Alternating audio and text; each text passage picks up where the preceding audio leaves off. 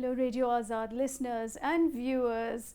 Welcome. I have a very special guest to reintroduce you all to. His name is Mobeen Ansari, and he is a photographer par excellence. You have heard him many times on Radio Azad.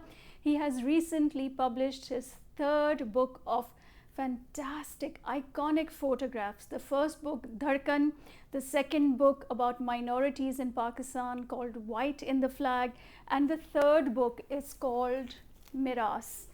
Hi Mubeen, how are you? I'm good, very happy to be back on Radio Azad. So thank you for bearing with me all these years. So tell us about your third book. So my third book is it follows the theme of the very first book, Dharkan, which you just mentioned. It's basically about iconic people of Pakistan or unsung heroes who have impacted it over the years. The difference is that the first book was more chaotic, right? Because it was more random, it was more loud, and because that was still early on in my career as well. So that had 98 people, and this book, Miraas, it follows the same theme, but it has a completely different set of people. About 105 people now, so it's a bigger book. So how do you pick who do you to photograph? So basically, let me just give you a bit of context about Miraas. Miraas means heritage, hereditary. My nephews, who are first generation Americans, and a lot of my relatives, I made this book for people like them to know who the heroes of their parents or the grandparents were, and part of their heritage, basically. We talk about our Mughal heritage, we talk about our Sikh heritage, we talk about all of these different things. But in the contemporary heritage, especially when it comes to Pakistan, there are people who have been part of its, pop cultures in the 76-year long history, and yet they are part of history books. And so that is what I mean by heritage, by that.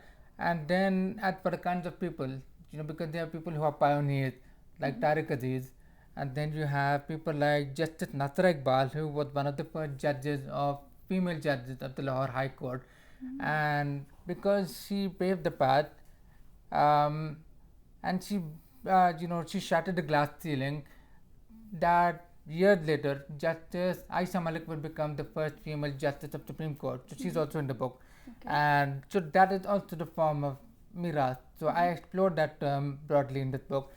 So there are people who are related to, law, healthcare.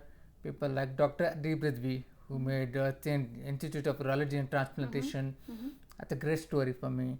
Very inspiring. And then you have people who are working for climate change, and then you have people you would normally not know about.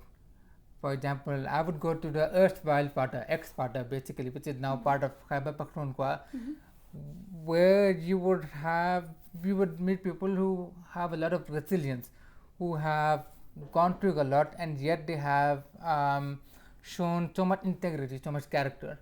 So that is what Miraas is about. What's the perfect storm to get the perfect picture? What needs to be in place? It had to be universal. It had to be something that can touch the soul or the heart of anybody, no matter where you are.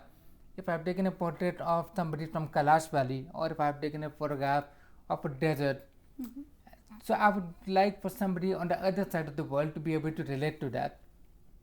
And because Pakistan also has a shared history with the world, so it's more about looking at everything as a citizen of the world. So that's the first thing I look for. And lighting, composition, obviously these are very technical things. I've started to see those things as very secondary, because now I've been doing photography for 21 years, so now I break a lot of rules. So I don't even remember settings half the time. I just create my own. So this is purely my opinion. I mean, for me, a photograph that is slightly shaken, slightly out of focus or grainy, has much more soul and story than a picture perfect image. But this is just where I am today. This is just my viewpoint. If I go to JLM to capture fog, and it's very grainy, sometimes the grain is accidental because of the setting that I have to use for low lighting. Sometimes it's deliberate because I would like to get a painterly feel in the photograph. So these are just among the many things that I look for and most of all, the storytelling. Absolutely, that's what you are.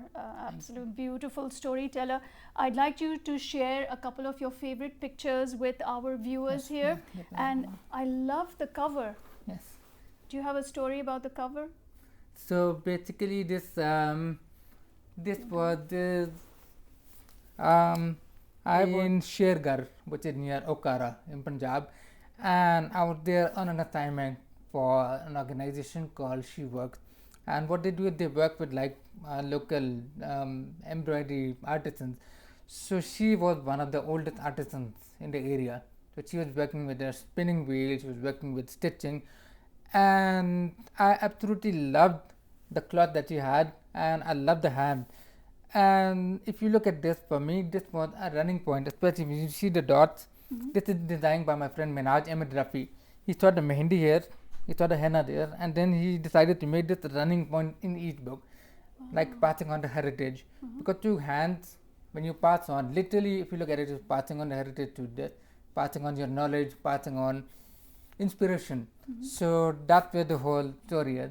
Okay. Both my first book have had a lot of grain to directly represent Pakistan. But like I mentioned, I wanted to see things more as a citizen of the world, make it more universal. And although this is the crux of the story, that is about people who have, put the country on the map, work for a betterment. But at the end of the day, for me, this is about people who have always had a purpose higher in themselves, followed it for all their lives, and for somebody who has hearing impairment like me, I think that's very inspiring because that's about overcoming odds, it's about overcoming adversity, and that's what the story about the cover and the book is. And Mobeen is an inspiration to all of us. Despite his impediment, he has really made a name for himself and in promoting the softer image of Pakistan. Where can people get this book? So I think you have to. So basically, right now I'm just launching the book in Dallas. This is technically the first launch. Okay. So I have to tell you that the printing literally happened 4 hours before my flight.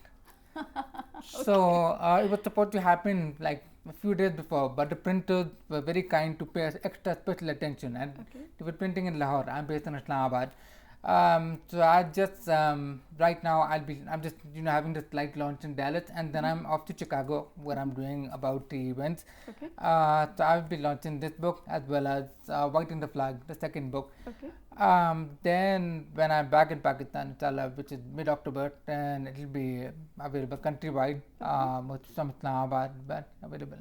Okay, awesome. And why don't you give your social media handles so people can check out your beautiful photography? Which is www.mobeenansari.com or my social media anywhere. So, Okay, great. Thank you so much. Enjoy his amazing pictures, Mobeen Ansari. Thank you, Mobeen. Always a pleasure. Thank you so much.